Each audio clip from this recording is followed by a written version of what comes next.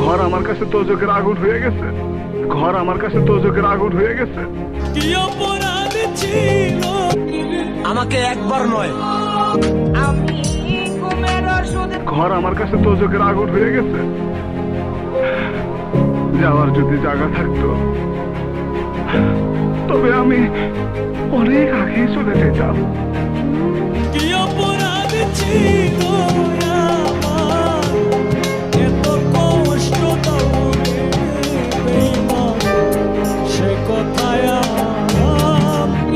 আমাকে একবার নয়, যদি কোটিবারও জিজ্ঞাসা করা হয় এই পৃথিবীতে সবচেয়ে কঠিন জিনিসটা কি, আমি ততবারই উত্তর দিব আমি